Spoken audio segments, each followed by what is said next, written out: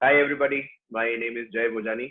और हम लोग आज बिजनेस इकोनॉमिक्स का फर्स्ट चैप्टर का सेकेंड यूनिट कंटिन्यू करने जा रहे हैं। This unit is basic problems of an economy and the role of price mechanism. Start कर दिया था हमने पिछले सेशन में ही ये चैप्टर, ये यूनिट। और पिछले सेशन में हमने ये डिस्कस कर लिया था इसमें कि एक इकोनॉमी के सामने कौन सा problem is considered as a central problem. मतलब वो ऐसा कौन सा प्रॉब्लम है कि जो हर एक इकोनॉमी को फेस करना पड़ता है, उसको सेंट्रल इकोनॉमिक प्रॉब्लम कहते हैं। और सेंट्रल इकोनॉमिक प्रॉब्लम में हमने देखा था स्कैरसिटी ऑफ रिसोर्सेस, है ना। वो scarcity of resources is the main problem that an economy faces. अब इस स्कैरसिटी ऑफ रिसोर्सेस के प्रॉब्लम की वजह से चार दूसरे प्रॉब्लम इकोनॉमी के सामने आ जाते हैं। कौन से चार प्रॉब्लम्स आ जाते हैं? What to produce, how to produce, for whom to produce, and what provisions are to be made for economic growth। ये चारों प्रॉब्लम्स का डिस्कशन हमने पिछले लेक्चर में कर लिया है। सो आई सजेस्ट कि अगर आपने वो पिछला लेक्चर अटेंड किए बगैर तुम ये लेक्चर देख रहे हो तो ऐसा मत करना प्लीज। थोड़ा कनेक्टिविटी है भाई, अगर वो थोड़ा एक लेक्चर देख लोगे तो ये क्लियर हो जाएगा आगे सब कुछ, ठीक है। इसके अलावा हमने ये भी देखा था कि हालांकि हर एक कंट्री प्रॉब्लम तो यही फेस करता है, what to produce, how to produce, for whom to produce, and what provisions are to be made for economic growth। यही चार बेसिक प्रॉब्लम्स है जो हर एक कंट्री फेस करता है। पर गुरु, प्रॉब्लम सेम है, प्रॉब्लम का सॉल्यूशन ढूंढने का तरीका सेम नहीं है। क्यों? क्योंकि इकोनॉमी अलग अलग प्रकार के होते हैं। तीन मेन टाइप्स के इकोनॉमीज के बारे में भी हमने यहाँ पे डिस्कशन किया था, कैपिटलिस्ट इकोनॉमी, सोशलिस्ट इकोनॉमी और एक मिक्स्ड इकोनॉमी। हमारा काम इस यूनिट में, मैंने कहा था, यही है कि इन तीनों प्रकार की इकोनॉमीज के बारे में हमको समझना है और ये देखना है कि ये तीनों प्रकार के इकोनॉमीज किस तरीके से अपने इन सेंट्रल इकोनॉमिक प्रॉब्लम से डील करती है। तो शुरुआत हमने किया था कैपिटलिस्ट इकोनॉमी को पढ़ने से, और कैपिटलिस्ट इकोनॉमी के हमने फीचर्स पढ़ लिए थे सारे। कैपिटलिस्ट इकोनॉमी में हमने बात कर लिया था ऑलरेडी किसके बारे में, उसका प्राइवेट सेक्टर का जो इंपॉर्टेंस है, वो गवर्नमेंट किस तरीके से इंटरफियर नहीं करता है, किस तरीके से पूरा इकोनॉमी प्रॉफिट के लिए ही काम करता है, ये सारे पॉइंट्स के ऊपर हम डिस्कशन कर चुके हैं। एक बहुत अच्छा स्टेटमेंट था जो कैपिटलिस्ट इकोनॉमी को समझने और समझाने के लिए बहुत जरूरी है, that is the private property is the mainstay of capitalism and profit motive is it's driving force. ऐसा लास्ट सेशन में हमने कवर किया था। Private property is the main stay का मतलब मैंने समझाया था कि जो सबसे इंपॉर्टेंट पार्ट है कैपिटलिस्ट इकोनॉमी का, वो है प्राइवेट प्रॉपर्टी। इसीलिए हम कहते हैं कि it is the mainstay of capitalism and profit motive ही उसका ड्राइविंग फोर्स है। प्रॉफिट मोटिव मतलब प्रॉफिट कमाने की जो इच्छा है वही ड्राइव कर रही है पूरे इकोनॉमी को। मतलब सब लोग उसी इंटेंशन से काम कर रहे हैं कि हमको ज्यादा से ज्यादा प्रॉफिट कमाना है। तो this part we have already discuss. अब हम आगे देखने जा रहे हैं जिसमें we are going to cover up कि किस तरीके से एक कैपिटलिस्ट इकोनॉमी अपना what to produce, how to produce, for whom to produce वाला सारा क्वेश्चन है ना, उसका सॉल्यूशन कैसे ढूंढेगा। अभी तक तो कैपिटलिस्ट इकोनॉमी के फीचर्स भी देखे हैं ना, अब ये समझेंगे कि किस तरीके से ये कैपिटलिस्ट इकोनॉमी अपने इन बेसिक प्रॉब्लम्स का सॉल्यूशन ढूंढता है, ठीक है। So let's start. We are going to discuss how do the capitalist economies solve their central economic problems. अच्छा, अब देखो यार, एक कैपिटलिस्ट इकोनॉमी में गवर्नमेंट का इंटरफियरेंस तो है नहीं। ऐसा तो नहीं है कि गवर्नमेंट बैठ के सारे डिसीजंस ले रहा है कि भाई ये रिसोर्सेज यहाँ पे इस्तेमाल होंगे, ये गुड्स इतनी मात्रा में बनेंगे, इस प्राइस पे बिकेंगे। तो यार ऐसी एक इकोनॉमी में कि जहां पे कोई डिसीजन मेकर है ही नहीं, वहां पे ये कैसे फैसला किया जाए कि what to produce, how to produce, for whom to produce, how do we decide that? ठीक है, सी, a capitalist economy has no central planning authority to decide what, how, and for whom to produce. In the absence of any central authority, it looks like a miracle as to how such an economy functions। ये तो एक चमत्कार जैसा है भाई कि कैसे ये ऐसा इकोनॉमी काम कर रहा है कि जिसमें कोई डिसीजन मेकिंग अथॉरिटी ही नहीं है। अब सोचो ऐसे में, if we say that the consumers want cars, the producers choose to make cloth, and workers choose to work for the furniture industry। Consumer देवी और सज्जनों बनाना चाहते हैं कार्स, प्रोड्यूसर्स बनाना चाहते हैं क्लॉथ, और वर्कर्स को काम करना है फर्नीचर बनाने की इंडस्ट्री में। इस तरीके से अगर सब अलग अलग चीजों के पीछे भागेंगे तो इकोनॉमी में पूरा कंफ्यूजन क्रिएट हो जाएगा। There be a confusion and chaos, बराबर। देखो, तीनों का अलग अलग चॉइसेस। अब सवाल आखिर ये उठता है कि यार ऐसी इकोनॉमी अपने प्रश्नों का हल ढूंढेगी कैसे? तो ये भाई हमारी सोच है कि कैपिटलिस्ट इकोनॉमी में कोई डिसीजन मेकर नहीं है, इसीलिए उसमें ऐसा कंफ्यूजन होगा, केओस होगा। बट इन रियलिटी ऐसा कुछ होगा नहीं। However this does not happen in a capitalist economy. क्यों? क्योंकि in such an economy it uses impersonal forces of market demand and supply। impersonal forces क्योंकि कोई व्यक्ति नहीं है ना, डिमांड और supply are not any person, कोई ह्यूमन बीइंग नहीं है। सो ऐसे इम्पर्सनल फोर्सेस जो है डिमांड और सप्लाई के, उसके आधार पे वो ये डिसाइड करेंगे कि क्या प्रोड्यूस करना है और कितना प्रोड्यूस करना है, राइट। और इसको हम कहते हैं प्राइस मैकेनिज्म या मार्केट मैकेनिज्म। ठीक है, तो central economic problem capitalist economy में कैसे सॉल्व होता है बताओ मेरे को। चलो, अगर कोई आपसे पूछता है कि central economic problem capitalist economy में कैसे डिसाइड होगा, तो आप बताएंगे central economic problem is decided on the basis of market mechanism या तो प्राइस मैकेनिज्म। आप ये भी कह सकते हैं कि उसका सॉल्यूशन मार्केट डिमांड और मार्केट सप्लाई के आधार पे ढूंढा जाएगा, ये भी करेक्ट है। ठीक है, चलिए अब पहला क्वेश्चन पे आ रहे हैं, that is what to produce. See very important to understand कि इकोनॉमी में जब भी हमने अभी जो एग्जांपल दिया ना, उसमें ऐसा कंफ्यूजन तो है, chaos तो दिख रहा है यार। तो आखिर सॉल्यूशन आएगा कैसे व्हाट टू प्रोड्यूस का, देखते हैं। See the aim of any entrepreneur is to earn profits. हर कोई क्या चाहता है? ज्यादा से ज्यादा प्रॉफिट कमाना चाहता है। पूरा कैपिटलिस्ट इकोनॉमी ही प्रॉफिट के लिए चल रहा है।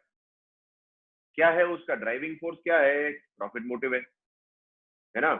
सो the entrepreneur wants to earn as much profits as possible. Now this causes the businessmen to compete with one another to produce those goods which consumers wish to buy. इसीलिए हर एक businessman एक दूसरे के साथ compete कर रहे हैं, सबको वही प्रोड्यूस करना है जो कंज्यूमर को खरीदना है। अब ऐसी सूरत में तो दोस्त, अगर कंज्यूमर चाहता है कि ज्यादा कार्स प्रोड्यूस हो इकोनॉमी में, तो गुरु रेस्ट एश्योर्ड कि इकोनॉमी में ज्यादा कार्स ही प्रोड्यूस होंगी। क्यों? सिंपल लॉजिक है। कंज्यूमर्स को क्या चाहिए? ज्यादा कार्स चाहिए, मतलब consumers are ready to spend on cars. तो डिमांड किसकी बढ़ेगी? गाड़ियों की डिमांड बढ़ेगी। गाड़ियों की डिमांड बढ़ेगी तो प्राइस बढ़ेगा गाड़ियों का। एकदम सिंपल लॉजिक है। अगर किसी वस्तु की डिमांड बढ़ जाती है इकोनॉमी में तो उसका प्राइस भी बढ़ जाएगा। अब डिमांड बढ़ गया, प्राइस बढ़ गया। प्राइस बढ़ जाने की वजह से उसमें से प्रॉफिट कमाने का स्कोप बढ़ गया, ये मानते हुए कि खर्चा सेम ही है अभी कार्स प्रोड्यूस करने का। अगर कार्स की प्राइस बढ़ गई तो डेफिनेटली उसमें से प्रॉफिट ज्यादा मिलेगा, और प्रॉफिट को देख के हमारे प्रोड्यूसर के मन में लालच लपलपो वाला फीलिंग आएगा। प्रोड्यूसर सोचेगा कि अगर ज्यादा प्रॉफिट मिल रहा है कार्स मैन्युफैक्चर करने में, तो छोड़ो यार, और कुछ क्यों बनाए, कार्स ही मैन्युफैक्चर करेंगे और कार्स ही बेचेंगे। ठीक है, see if consumers want more cars, then it will increase the demand for cars, जिसकी वजह से prices भी बढ़ेंगे, prices will increase। price बढ़ेगा, cost remaining the same, it will lead to more profits which will induce the producers to produce more cars। induce करना मतलब प्रेरित करना, हाँ, मोटिवेट करना। अच्छा, on the other hand producer पहले क्या सोच रहा था बनाने का? क्लॉथ बनाने का सोच रहा था ना। गुरु क्लॉथ तो कंज्यूमर्स को अभी चाहिए ही नहीं, there is no demand for cloth। Cloth की डिमांड नहीं है, मतलब क्लॉथ में प्राइसेस गिर रहे होंगे। ठीक उल्टा लॉजिक, प्राइस गिर रहे होंगे, इसका मतलब प्रॉफिट कमाने की क्षमता जो है उसमें वो भी कम होती जाएगी। और इससे तो यार प्रोड्यूसर का दिल बैठ जाएगा ना, ऐसे वो सोचेगा यार ऐसा प्राइस गिर रहा है तो ऐसा वस्तु क्यों बनाने का भाई, छोड़ो यार, नहीं बनाना है अपने को क्लॉथ। अपन कहाँ प्रोडक्शन करेंगे अपना? कार्स मैन्युफैक्चरिंग में। ठीक है, तो कंज्यूमर की डिमांड क्लॉथ की डिक्रीज हो रही है तो उसका प्राइस भी घट रहा है, प्रॉफिट भी घट रहा है। Therefore, business firms have less incentive to produce cloth and less of cloth will be produced. बस तो हो गया नतीजा, कंक्लूजन आ गया, more of cars and less of cloth will be produced in such economy. तो ये यूएसए, यूके, जर्मनी जैसी जो सारी कैपिटलिस्ट इकोनॉमीज हैं वो व्हाट टू प्रोड्यूस का फैसला कैसे करती हैं? They decide regarding the question of what to produce by checking कि कंज्यूमर्स को क्या चाहिए. So in capitalist economy, USA, UK और जर्मनी जैसी इकोनॉमीज, ये एग्जांपल्स हैं कैपिटलिस्ट के, याद रखना. The question regarding what to produce is ultimately decided by consumers who show their preference by spending on the goods which they want. ठीक है, चलिए सेकंड क्वेश्चन की तरफ जाते हैं. डिसाइडिंग हाउ टू प्रोड्यूस, कैसे प्रोड्यूस किया जाए गुड्स एंड सर्विसेज को. अब देखो दोस्त, किसी भी गुड्स को प्रोड्यूस करने के है ना मल्टीपल तरीके होते हैं, several ways. We already know this. Labour intensive तरीके से आप गुड्स को प्रोड्यूस कर सकते हैं, कैपिटल इंटेंसिव तरीके से भी आप प्रोड्यूस कर सकते हैं. ऐसा एक एग्जाम्पल हमने देखा था लास्ट सेशन में कि जहां मैंने आपको सिखाया था कि फॉर एग्जाम्पल अगर वो क्लॉथ मैन्युफैक्चर करना है तो क्लॉथ मैन्युफैक्चर करने के लिए वो मशीन का भी यूज कर सकते हैं जिसको पावर लूम्स बोलते हैं. दूसरी तरफ हैंड लूम्स भी हो सकते हैं. तो there can be several ways which can be used to produce a good. अब सवाल ये उठता है कि एक कैपिटलिस्ट इकोनॉमी में ये फैसला कैसे किया जाए कि हाउ टू प्रोड्यूस. क्या हमको लेबर इंटेंसिव तरीके इस्तेमाल करने चाहिए या हमको कैपिटल इंटेंसिव तरीके इस्तेमाल करने चाहिए? Which one is best for us? सवाल का जवाब एकदम सरल है. ऑब्जेक्टिव क्या है प्रोडक्शन का? जी प्रॉफिट कमाना. अच्छा, प्रॉफिट कमाना चाहते हो तो वो तरीका इस्तेमाल करो ना प्रोडक्शन का कि जो सस्ता पड़े, जो जेब पे थोड़ा हल्का हो भाई. ठीक है, so an entrepreneur will produce goods and services choosing that technique of production which renders his cost of production minimum. जो कम से कम खर्चे में काम हो जाए वो वाला फैक्टर हम तो इस्तेमाल करेंगे जी. अगर लेबर से सस्ते में हो सकता है काम तो will use labour intensive technique, और कैपिटल से सस्ते में हो सकता है काम तो will use capital intensive technique. So labour is cheap so he will use labor intensive method, and if labor is costlier so he will use capital intensive method. Thus the relative prices of factors of production help in deciding how to produce. तो ये दूसरे सवाल का जवाब आ गया भाई. पहले सवाल का जवाब what to produce का जवाब क्या था? It is dependent on consumer's choice, consumer का preference. कंज्यूमर जो वस्तु खरीदना चाहते हैं वो what to produce का जवाब है. ठीक है, अब how to produce का जवाब क्या हो गया कि भाई जो रिलेटिवली सस्ता पड़ रहा है ना, जहां पे किसी प्रोडक्ट की प्राइस, किसी फैक्टर की प्राइस दूसरे किसी फैक्टर से कम है तो वो वाला फैक्टर हम यूज करेंगे जो सस्ता है. सिंपल. ठीक है, तीसरे क्वेश्चन पे आते हैं. फॉर हुम टू प्रोड्यूस, किनके लिए प्रोड्यूस करें गुड्स एंड सर्विसेज? देखो इकोनॉमी में तो बहुत सारे लोग हैं यार, तो वी हैव टू टारगेट कि हमारा गुड्स एंड सर्विसेज किनके लिए है. अब ऐसे में एक नेचुरली जो हमारे दिमाग में विचार आता है फॉर हुम टू प्रोड्यूस, हम ऐसा सोचते हैं कि यार और किसके लिए प्रोड्यूस करेंगे? कंज्यूमर्स के लिए प्रोड्यूस करेंगे. अच्छा गुरु, कंज्यूमर्स के लिए प्रोड्यूस करोगे? भाई कंज्यूमर तो हर कोई है. जो गरीब आदमी बैठा है सड़क के किनारे जिसके पास खाने खरीदने के पैसे नहीं है वो भी कंज्यूमर है. उसके लिए प्रोड्यूस करना चाहेगा क्या कैपिटलिस्ट इकोनॉमी? नहीं. वेरी इंपॉर्टेंट टू अंडरस्टैंड कि एक कैपिटलिस्ट इकोनॉमी में प्रोड्यूसर वही चीजें प्रोड्यूस करना चाहेगा या तो उन्हीं के लिए प्रोड्यूस करना चाहेगा जिनके पास खरीदने की क्षमता है. Those who have ability to pay. देखिए, goods and services in a capitalist economy will be produced for those who have buying capacity. है ना, अगर एक सा पैसा वाला है ना भाई तो उसके लिए प्रोडक्शन होएगा, right? The buying capacity of an individual depends on his income. जैसा हम जानते ही हैं, खरीद शक्ति किसी व्यक्ति की किस पे डिपेंड करती है? उसकी इनकम पे.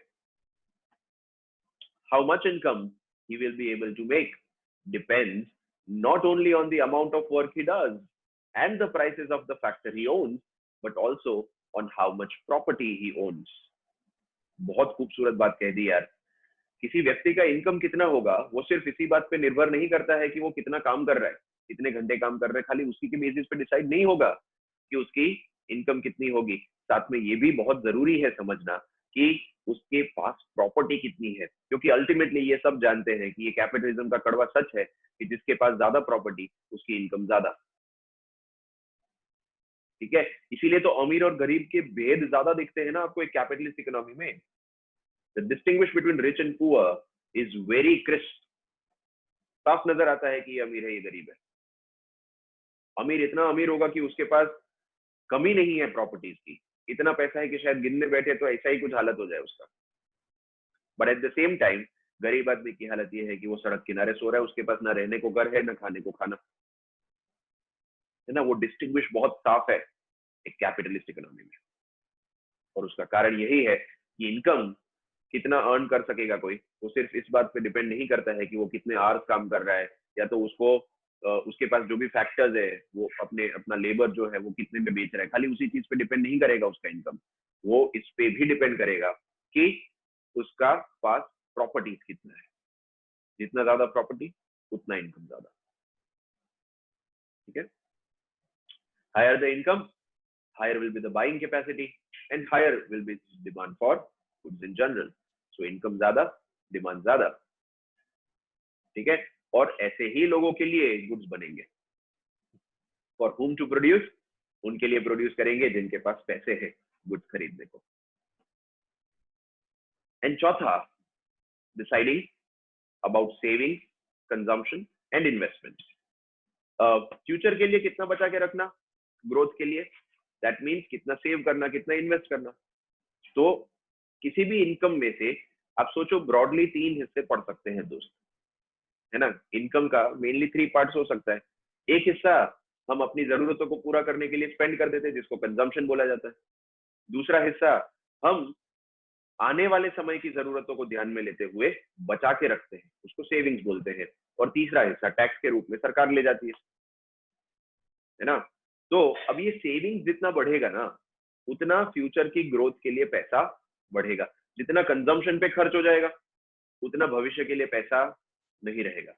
तो एक कैपिटलिस्ट इकोनॉमी में ये फैसला कैसे किया जाता है कि कितना कंज्यूम करना है, कितना सेव करना है, कितना इन्वेस्ट करेंगे, उसमें से वो कैसे डिसाइड होगा, तो देखते हैं। Consumption and saving are done by consumers. Consume करता है और सेव करता है कौन, कंज्यूमर्स। उसी तरह इन्वेस्ट कौन करता है, entrepreneur. Very important to remember, काम आ सकता है एमसीक्यू में, याद रखना। कंजम्पशन और सेविंग्स कौन करते हैं, कंज्यूमर्स। और इन्वेस्टमेंट कौन करता है, entrepreneur. The consumer savings, among other factors, are governed by the rate of interest prevailing in the market. Consumer का सेविंग किसके ऊपर डिपेंड करेगा, मार्केट में जो रेट ऑफ इंटरेस्ट उसको मिल रहा है उसके ऊपर। सो अगर रेट ऑफ इंटरेस्ट ज्यादा मिलेगा तो कंज्यूमर ज्यादा सेव करेगा। ठीक है, अगर उसको ये लग रहा है कि बचत करने से ज्यादा फायदा है तो वो ज्यादा सेव करेगा। सिंपल है यार, कैपिटलिस्ट इकोनॉमी है आफ्टर ऑल, सब कोई अपना फायदा सोचता है। So higher the rate of interest higher will be the saving. उसी तरह इन्वेस्टमेंट का डिसीजन किसके ऊपर डिपेंड करता है, तो बोले इन्वेस्टमेंट का डिसीजन डिपेंड करता है rate of return on capital पे। ये rate of return on capital, जिसका घर का नाम प्रॉफिट है, प्यार से उसको प्रॉफिट कहते हैं, है ना। सो इन्वेस्टमेंट डिसीजन किसके ऊपर डिपेंड करता है, on the rate of return on capital. जितना ये rate of return on capital या तो जितना प्रॉफिट एक्सपेक्टेशन ज्यादा होगा उतना इन्वेस्टमेंट ज्यादा होगा। Simple. So the greater the profit expectation, the greater will be the investment in a capitalist economy. So the rate of interest on savings, and the rate of return on capital, they are nothing but the prices of capital. और future के लिए कितना save होगा, कितना invest होगा, ये इन्हीं के आधार पे डिसाइड किया जाएगा। ठीक है, सो ये हो गया हमारा 4 प्रॉब्लम्स का डिस्कशन। ठीक है, अब we are going to discuss next the merits and demerits of a capitalist economy. एक कैपिटलिस्ट इकोनॉमी में क्या फायदे हैं, क्या नुकसान है, उसके बारे में हमको बात करना है। और शुरुआत हम कर रहे हैं उसमें से मेरिट्स देख के। देखो वैसे तो बहुत सारे एडवांटेजेस हैं कैपिटलिस्ट इकोनॉमी के, बहुत फायदे हैं। शुरुआत करते हैं, देखिए कुछ पॉइंट्स का डिस्कशन करते हैं। पहला है कि कैपिटलिस्ट इकोनॉमी है ना, वो सेल्फ रेगुलेटिंग है। सेल्फ रेगुलेटिंग है मतलब उसमें किसी को इंटरफियर करने का जरूरत नहीं है बाहर से, वो इकोनॉमी अपने आप ही मस्त चलेगा। So it's self regulating and works automatically through price mechanism. उसमें गवर्नमेंट को इंटरफियर करने का कोई जरूरत नहीं है, वो अपने आप प्राइस मैकेनिज्म से सारे फैसले करता जाएगा, डिमांड और सप्लाई के द्वारा सारे फैसले करते जाएंगे। There is no need of incurring cost for collecting and processing of information and for formulating, implementing and monitoring policies. कोई ऐसा जरूरत नहीं है आपको कॉस्ट इनकर करने का, जिससे आप इंफॉर्मेशन कलेक्ट कर सको, फिर इस इंफॉर्मेशन को प्रोसेस करो, उसके बेसिस पे आप कोई डिसीजन लो, कोई प्लान बनाओ। ऐसा कुछ करने की जरूरत नहीं है, वो अपने आप काम करेगा। It's self regulating. Okay, the existence of private property and the driving force of profit motive results in greater efficiency and incentive to work. काम करने वाले को अंदर से काम करने का इच्छा होता है दोस्त, और पूरी क्षमता से काम करेगा, क्योंकि उसको पता है कि अगर अच्छा काम किया तो मैं ज्यादा प्रॉफिट कमा पाऊंगा। सरकार मेरे प्रॉफिट पे हक जमाने नहीं आएगी, मेरी मेहनत का पैसा मेरे को ही मिलेगा। सो इंसेंटिव टू वर्क रहता है। ठीक है, the process of economic growth is likely to be faster. Economic growth ऐसा तेजी से भागेगा। क्यों? क्योंकि कैपिटलिज्म के चलते सभी लोग है ना उसी प्रोजेक्ट में इन्वेस्ट करते हैं जहां पे उनको प्रॉफिट दिखाई पड़े। अल्टीमेटली प्रॉफिट कमाना is the main objective of the economy. So investors try to invest in only those projects which are economically feasible. Feasible मतलब जिसमें ऐसा लगता है कि यार फाइनेंशियली पॉसिबल है, ये इसमें प्रॉफिट कमाया जा सकता है, चांसेस है इसमें अच्छा काम कर सकने का, तो ही वो उसमें इन्वेस्ट करेंगे। तो इसीलिए पूरा इकोनॉमी तेजी से आगे बढ़ पाएगा, क्योंकि सारे ऐसे अच्छे अच्छे प्रोजेक्ट अगर इकोनॉमी में उठाने लगे लोग, तो उसका उसका एक पॉजिटिव इम्पैक्ट इकोनॉमिक ग्रोथ पे भी पड़ेगा। Resources are used in activities in which they are most productive. मतलब एकदम बेस्ट यूटिलाइजेशन होगा रिसोर्सेज का, है ना, ऑप्टिमम अलोकेशन ऑफ रिसोर्सेज जिसको हम कहते हैं। This result in optimum allocation of available productive resources of the economy. Allocation का मतलब मैं पहले भी सिखा चुका हूं आपको। एलोकेशन का मतलब क्या होता है? डिस्ट्रीब्यूट करना, उसको डिसाइड करना कि कहां पे कितना उपयोग करेंगे, उसको एलोकेशन कहते हैं। ठीक है, चलिए फिर नेक्स्ट मेरिट क्या है? There is usually a high degree of operative efficiency under capitalist system. बहुत ज्यादा एफिशिएंसी से लोग काम करते हैं, क्योंकि देखो सभी को अपना अपना फायदा दिख रहा है ना काम करने में। एवरीबडी अंडरस्टैंड कि हमारा ही बेनिफिट है अल्टीमेटली अगर हम काम कर रहे हैं तो। सो ऑपरेटिव एफिशिएंसी ज्यादा रहेगी।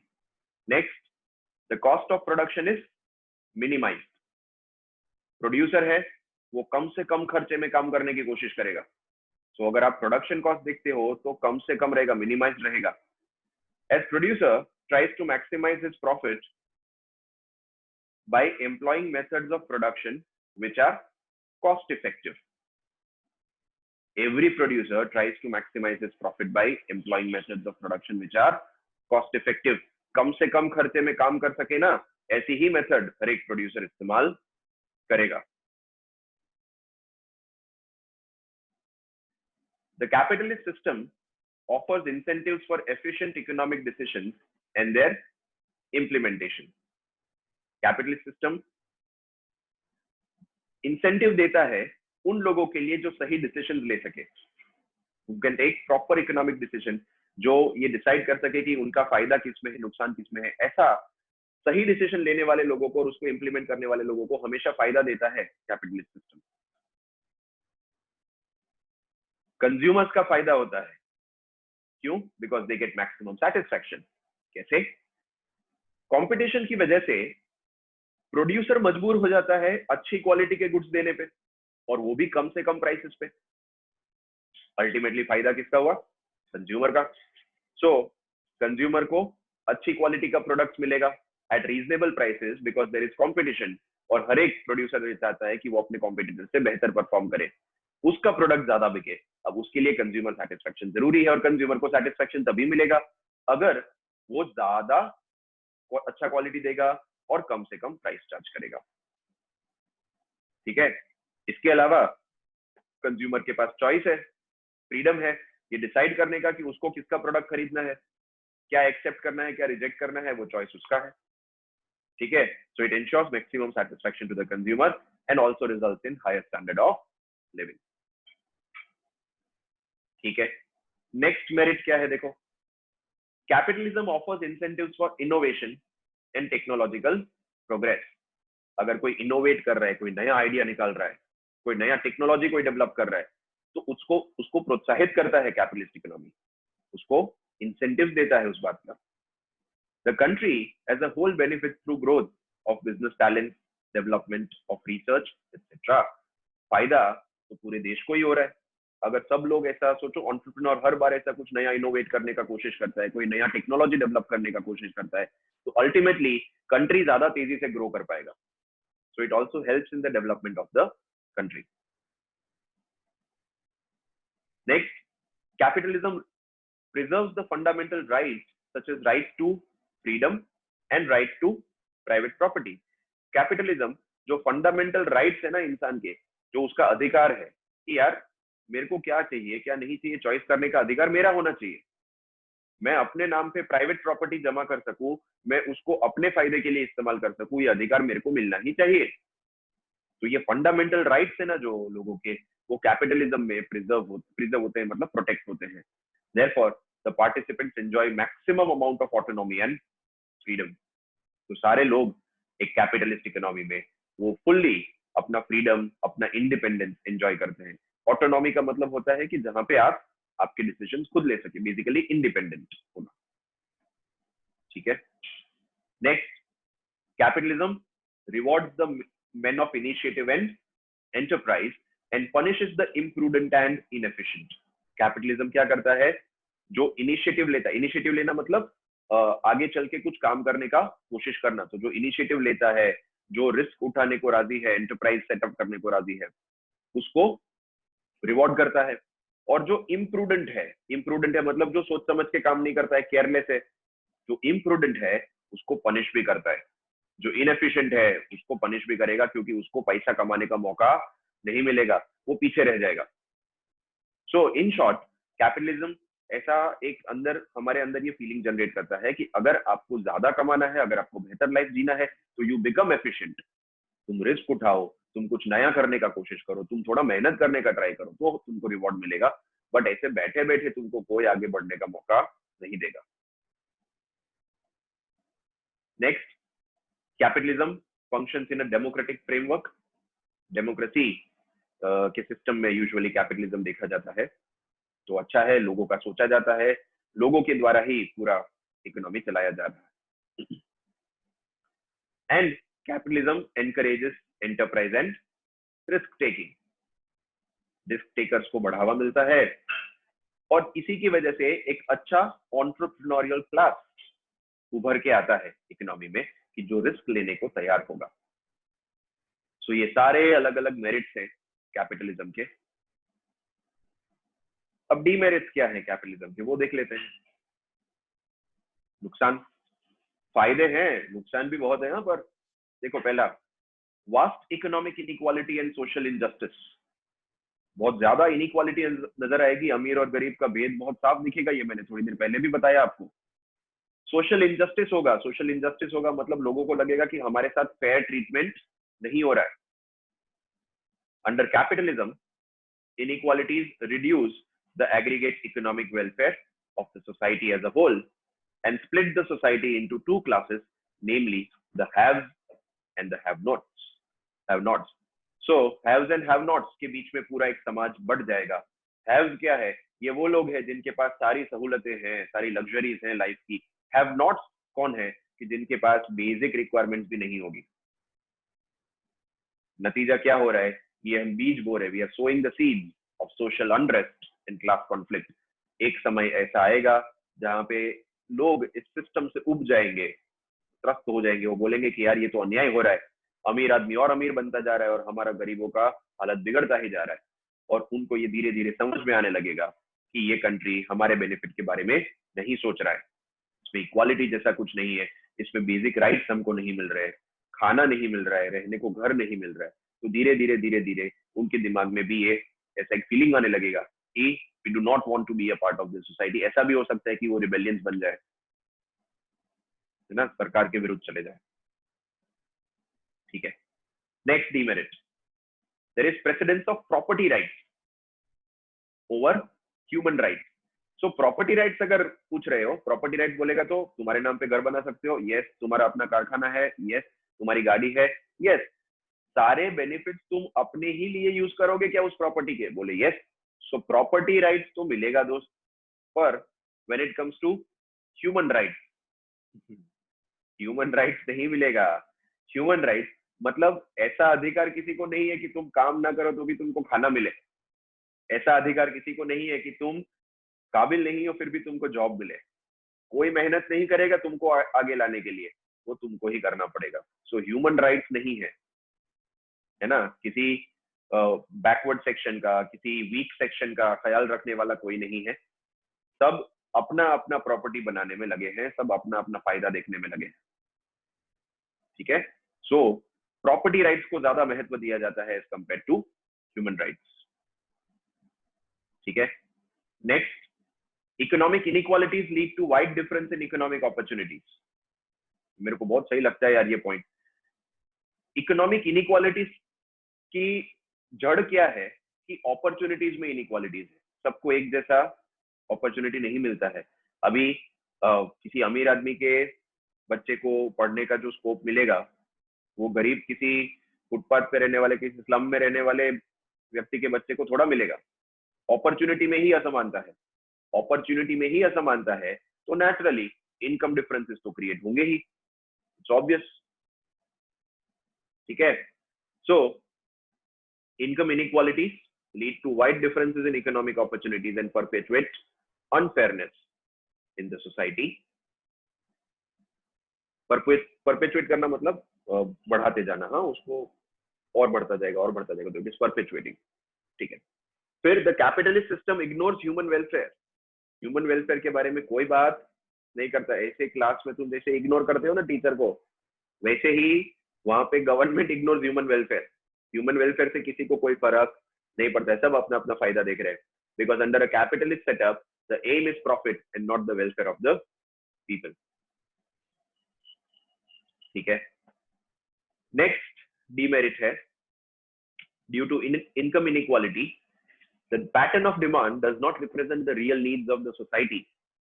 देखो, इनकम इनइक्वालिटी है मतलब बहुत सारा जो नेशनल इनकम का हिस्सा है ना वो कुछ अमीर लोगों के हाथ में है और बड़ी सारी जनता है वो गरीबी में जी रही है।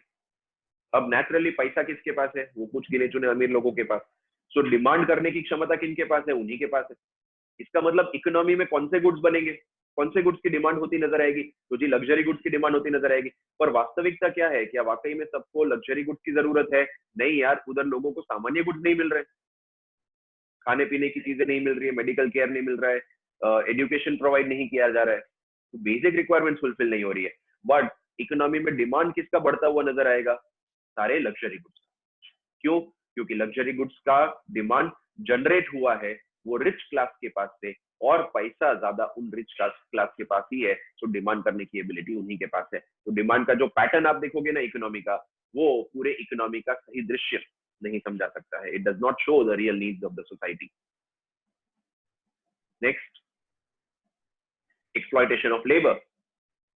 एक कैपिटलिस्ट इकोनॉमी में वर्कर्स का बहुत ज्यादा एक्सप्लॉयटेशन किया जाएगा, क्योंकि प्रोड्यूसर चाहता है कम से कम खर्चे में काम करना। अब कम से कम खर्चे में काम करने के लिए ये जरूरी है कि वो जितना ज्यादा हो सके काम करवा ले वर्कर्स के पास से, और पैसा कम से कम दे, है ना।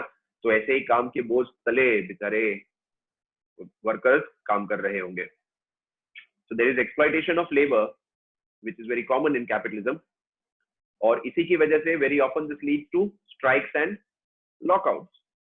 मजदूर की एकता जिंदाबाद, मजदूर की ताकत जिंदाबाद करके नारे लगाते हैं और स्ट्राइक पे चले जाते हैं। Moreover, there is no security of employment। आज जॉब है कल नहीं होगा। This makes workers more vulnerable। तो वर्कर्स के लिए ये इतना ही रिस्की हो जाता है पूरा, क्योंकि उनको अपना जॉब रहेगा या नहीं उसका भी अश्योरेंस नहीं है। कंज्यूमर सोवरेनिटी जैसा एक पॉइंट हमने देखा था इसके कैरेक्टरिस्टिक्स में कैपिटलिज्म के। कंज्यूमर सोवरेनिटी कुछ लोगों का मानना है इज अ मिथ। क्यों? ऐसा रियलिटी में कुछ एग्जिस्ट नहीं करता है, क्योंकि यूजुअली कंज्यूमर्स भी एक्सप्लॉयटेशन का शिकार हो जाते हैं। प्रोड्यूसर बहुत ज्यादा प्रॉफिट कमाने की उसकी जो इच्छा है और वेरी स्ट्रॉन्ग कंपटीशन है इकोनॉमी उसको फेस करने के लिए, अल्टीमेटली क्या करता है कि कंज्यूमर का वेलफेयर कहीं साइड में रख के वो यही सोचता है कि यार कैसे किसी तरीके से मैं अपनी जेब भर लूं बस। तो इंफीरियर क्वालिटी गुड्स बनाना, कंज्यूमर को लूटने की कोशिश करना, कंज्यूमर को चीट करना, ये सब कैपिटलिज्म में देखा जाएगा, क्योंकि अल्टीमेटली ऑब्जेक्टिव क्या है? प्रॉफिट कमाना, और कंपटीशन तगड़ा है। इसीलिए हर एक प्रोड्यूसर ये मेहनत नहीं करेगा कि हम अच्छे से अच्छा क्वालिटी दे, क्योंकि क्वालिटी सुधारने जाएगा, हो सकता है प्राइस बढ़ जाए तो वो अपने कंपटीशन के सामने टिक नहीं पाएगा। सो ही वुड ट्राई कि किसी तरीके से कम प्राइस में भी सही मैं कंज्यूमर को झांसा दे दूं कि यार ये वस्तु अच्छा है। ठीक है। There is misallocation of resources, as resources will move into the production of luxury goods. Less wage goods will be produced on account of their lower profitability. So resources का misallocation होने के बहुत ज्यादा chances हैं। क्यों? क्योंकि resources वहां ज्यादा यूटिलाइज होंगे कि जो अमीर लोगों की मांग होगी। अमीर लोग क्या मांगेंगे? Luxury goods. तो ऐसे लग्जरी गुड्स दिखेंगे दोस्त इकोनॉमी में तुमको बहुत ज्यादा, पर जो वेज गुड्स है, जो कंज्यूमर गुड्स है, वो ज्यादा नजर नहीं आएंगे। ठीक है। Next, less of merit goods like education and health care will be produced. Merit goods और हेल्थ केयर, एजुकेशन जैसी चीजें प्रोड्यूस नहीं होंगी इकोनॉमी में, क्योंकि इनमें ज्यादा प्रॉफिट कमाने का स्कोप नहीं है ना। प्रॉफिट कमाने का स्कोप कहाँ पे है? ऐसे गुड्स में कि जो लोगों के लिए नुकसानकारक है, जैसे सिगरेट। तो ये हार्मफुल गुड्स के केस में ज्यादा प्रॉफिट दिखता है, इसीलिए हार्मफुल गुड्स ज्यादा बनेंगे इकोनॉमी में। ये नहीं सोचा जाएगा कि कौन से गुड समाज के लिए फायदेमंद है और कौन से नुकसानकारक है। ठीक है। So harmful goods in the society will be produced as they are more profitable. Next, economy में कोई सेंट्रल प्लानिंग अथॉरिटी तो है नहीं, तो कोई गवर्नमेंट थोड़ी है यहाँ पे जो डिसाइड कर रही है कि कौन से गुड्स बनने चाहिए, कितनी मात्रा में बनने चाहिए, कब बनाने कब नहीं बनाने। ये सारे फैसले तो किसके ऊपर छोड़ रखे हैं जी? मार्केट के ऊपर। डिमांड एंड सप्लाई डिसाइड करते हैं ये सब कुछ। तो इसका मतलब इकोनॉमी में है ना, ऐसे अप्स एंड डाउन आने के बहुत चांसेस हैं। इकोनॉमी में ये फ्लक्चुएशंस बहुत आएंगे, इसको इकोनॉमिक इंस्टेबिलिटी कहते हैं। ये इकोनॉमिक इंस्टेबिलिटी का नतीजा ये होगा कि कभी इकोनॉमी में देयर इज ओवर प्रोडक्शन, जरूरत से ज्यादा प्रोड्यूस करके बैठे हैं, कभी डिप्रेशन है, अनएम्प्लॉयमेंट बढ़ता जाएगा। ये सब कुछ बहुत आम तौर पर देखा जाएगा एक कैपिटलिस्ट इकोनॉमी में, और अल्टीमेटली ये सारे प्रॉब्लम्स का नतीजा क्या होगा? ह्यूमन मिजरी बढ़ेगी, मतलब लोगों की तकलीफ बढ़ेगी। ठीक है। Next, there is a waste of productive resources. जो रिसोर्सेस का, जो मनी का, जो लेबर पावर का यूज हो सकता है इकोनॉमी को डेवलप करवाने के लिए, वो रिसोर्सेस की बर्बादी होगी कहाँ पे? एडवर्टाइजमेंट पे। भर भर के एडवर्टाइजमेंट और सेल्स प्रमोशन होता है यार कैपिटलिस्ट इकोनॉमी में, क्योंकि कंपटीशन तगड़ा है ना। तो हर कोई चाहता है आगे आना, हर कोई चाहता है ये कोशिश करना कि किसी तरीके से मैं बाकी सबसे अच्छा हो जाऊं, मैं बाकी सबसे अच्छा दिखूं। तो एडवर्टाइजमेंट पे इतना ज्यादा स्पेंड करते हैं कि इवेंचुअली जो वस्तु का कॉस्ट होता है ना, बेकार में बढ़ जाता है। उसका हर जाना तो कंज्यूमर भरेगा, और एडवर्टाइजमेंट में रिसोर्सेज जो वेस्ट हुए वो अलग। तो ये भी एक डीमेरिट माना जाता है कैपिटलिस्ट इकोनॉमी का। नेक्स्ट, कैपिटलिज्म में मोनोपोलीज क्रिएट हो सकती है। अगर कोई बिजनेस बढ़ते बढ़ते बढ़ते बढ़ते बढ़ते इतना बढ़ जाए कि बाकी सारे बिजनेसेस को खत्म कर दे, वो छोटे छोटे बिजनेसेस उसके सामने टिक ही नहीं पाएंगे। अगर ये हो गया तो समझ लो कि इसका अल्टीमेटली जो छोटे बिजनेसेस है उस पर तो खराब असर पड़ा ही पड़ा। कंज्यूमर को भी आगे जाके लूटेंगे, क्योंकि ये मोनोपोली क्रिएट कर रहे हैं। राइट। किसी तरीके से बिजनेस का कोशिश यही होता है बाय द वे कि साम दाम दंड भेद कुछ भी यूज करो, बट किसी तरीके से बड़ा बिजनेस बनाओ, अपना मोनोपोली क्रिएट करो, हमारे नाम से ही वो वस्तु बिकनी चाहिए बस। ठीक है। तो फेयर एंड फॉल मीन्स मतलब सही या गलत कोई सा भी रास्ता यूज करके किसी तरीके से बस उनको अपना बिजनेस बढ़ाना और बाकी सारे बिजनेसेस को हटाना। Last, excessive materialism as well as conspicuous and unethical consumption leads to environmental degradation. Materialism बहुत ज्यादा है, मतलब भौतिकता बहुत ज्यादा है, पैसे के पीछे ज्यादा भागेंगे, है ना, और हाई फाई गुड्स चाहिए, लग्जरियस गुड्स चाहिए, अच्छे दिखने वाले गुड्स चाहिए, अनएथिकल हैं, मतलब सही गलत का भेद नहीं समझते हैं, क्या करना चाहिए क्या नहीं करना चाहिए नहीं सोचा जाता है। नतीजा क्या होगा कि पर्यावरण बिगड़ेगा, there will be environmental degradation, पर्यावरण के ऊपर होने वाले खराब असरों के बारे में कोई नहीं सोचेगा। ठीक है, these are all different demerits of capitalist economy. तो फायदे हैं, सामने नुकसान भी है। अच्छा, अब आ जाता है सोशलिस्ट इकोनॉमी। एक सोशलिस्ट इकोनॉमी जो एकदम विपरीत है, हम कह सकते हैं कैपिटलिस्ट इकोनॉमी से, एकदम उल्टा कैपिटलिस्ट का। ठीक है, इसमें क्या है कि गवर्नमेंट ही सब कुछ करता है, सारे डिसीजन मेन जो है गवर्नमेंट लेता है, राइट। ये सोशलिस्ट का कंसेप्ट डेवलप करने वाले पहले व्यक्ति माने जाते हैं ये कार्ल मार्क्स और फ्रेडरिक एंजल्स, ऐसा करके दो व्यक्ति थे जिन्होंने ये पूरा डेवलप किया था सोशलिस्ट का approach, Karl Marx and Friedrich Engels. ये महाशय, ये कार्ल मार्क्स है, ये फ्रेडरिक एंजल्स, अभी नाम आ रहा है इनका आगे, देखिए।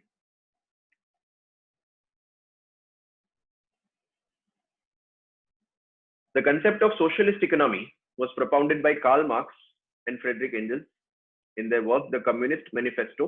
ये उनकी बुक का नाम था कम्युनिस्ट मैनिफेस्टो, जो पब्लिश हुई थी 1848 में। ठीक है, in this economy, socialist economy में, the material means of production, that is factories, capital, mines, etc., are owned by the whole community represented by the state। मतलब यहाँ पे जो फैक्ट्रीज हैं, माइंस हैं, वो किसी एक इंडिविजुअल की ओनरशिप में नहीं है, ये पूरी सोसाइटी की ओनरशिप में है। तो वही बोले सोसाइटी का ओनरशिप कैसे दिखेगा, तो सोसाइटी को रिप्रेजेंट कर रहा है गवर्नमेंट, सो बेसिकली गवर्नमेंट के ओनरशिप में है। All members are entitled to get the benefits from the fruits of such socialized planned production on the basis of equalized rights। So सभी को इसका फायदा मिलेगा, सरकार ये देखेगा कि जो कुछ भी प्रोडक्शन हो रहा है उसके बेनिफिट सभी में बराबर से डिस्ट्रीब्यूट हो। A socialist economy is also called a command economy or a centrally planned economy। इसको कमांड इकोनॉमी कहते हैं, सेंट्रली प्लान्ड इकोनॉमी कहते हैं, कभी कभार सिर्फ प्लान्ड इकोनॉमी भी कहते हैं। ठीक है, here the resources are allocated according to the commands of the central planning authority and therefore market forces have no role in the allocation of resources। देखो, कैपिटलिज्म में मार्केट फोर्सेस डिसाइड कर रहे थे, डिमांड एंड सप्लाई के द्वारा decide किया जा रहा था what to produce and how to produce and what how much to produce. वो सारे फैसले डिसाइड, सारे प्रॉब्लम्स के फैसले लिए जा रहे थे based on the market forces of demand and supply. But यहाँ पे ऐसा नहीं है, यहाँ पे एक सेंट्रल प्लानिंग अथॉरिटी होगा, गवर्नमेंट होगा, कि जो डिसाइड करेगा कि इकोनॉमी के लिए क्या जरूरी है और क्या बनना चाहिए, और इसमें मार्केट फोर्सेस का इसीलिए कोई जगह नहीं है। Under a socialist economy, production and distribution of goods are aimed at maximising the welfare of the community as a whole. So socialist economy में गुड्स एंड सर्विसेज का प्रोडक्शन डिस्ट्रीब्यूशन कुछ इस तरीके से किया जाता है कि जिससे पूरी कम्युनिटी का वेलफेयर बढ़े। एंड एग्जाम्पल के रूप में अभी तो देखो ऐसा है कि कोई 100% सोशलिस्ट इकोनॉमी नहीं है, कोई ऐसा इकोनॉमी नहीं है जो 100% सोशलिस्ट है। पर हाँ, पहले के जमाने में यूएसएसआर था, यूएसएसआर जिसका फुल फॉर्म था union of Soviet socialist republics, है ना, इवेंचुअली जिसमें से रशिया बना फिर, तो यूएसएसआर है, वो एग्जाम्पल दिया जाता है। मगर पहले था, अब तो है नहीं, वो तो सोशलिज्म खत्म हो गया उनका। आज के जमाने में 100% सोशलिस्ट इकोनॉमीज कोई नहीं है। देखो ऐसा लिखा भी है, in today's world there is no country which is purely socialist. North Korea आज के टाइम में ये माना जाता है it is the most totalitarian state, दुनिया का सबसे ज्यादा टोटलिटेरियन स्टेट ये माना जाता है। टोटलिटेरियन मतलब जो सबको साथ लेके आगे बढ़ने में मानता है, इट डज नॉट बिलीव कि कोई एक इंडिविजुअल आगे बढ़ना चाहिए, सब लोग मिलके साथ में आगे बढ़ने चाहिए, ये उसका मेंटालिटी है। ठीक है, तो गवर्नमेंट कुछ इसी तरीके से कोशिश करेगा कि सबका वेलफेयर हो। So it is the most totalitarian state, is a good example of socialism आज के जमाने में। और इसके अलावा चाइना और क्यूबा भी सोशलिज्म के एग्जांपल दिए जाते हैं। ठीक है, फाइन। सो ये एक सोशलिस्ट इकोनॉमी का मैंने मीनिंग समझाया आपको। अब ये मीनिंग बताने का रीजन क्या था, मैं चाहता हूं कि नेक्स्ट लेक्चर में हम जब मिले तब तक आप थोड़ा अपने हिसाब से सोचें कि सोशलिज्म किस तरीके से इकोनॉमी, कैपिटलिस्ट इकोनॉमी से अलग पड़ता है, राइट। और नेक्स्ट लेक्चर में मैं इसके फीचर्स, इसके मेरिट्स डिमेरिट्स डिस्कस करवाऊंगा और ये सिखाऊंगा आपको कि किस तरीके से एक socialist economy, what to produce, how to produce, for whom to produce and what provisions to be made for economic growth, उसका फैसला मिलेगा। इसी के साथ नेक्स्ट लेक्चर में we are also going to cover up mixed economy वाला part, ठीक है। So for that please keep watching the videos that we are uploading, and thank you very much for your time. Hope you all stay safe. Bye people, take care.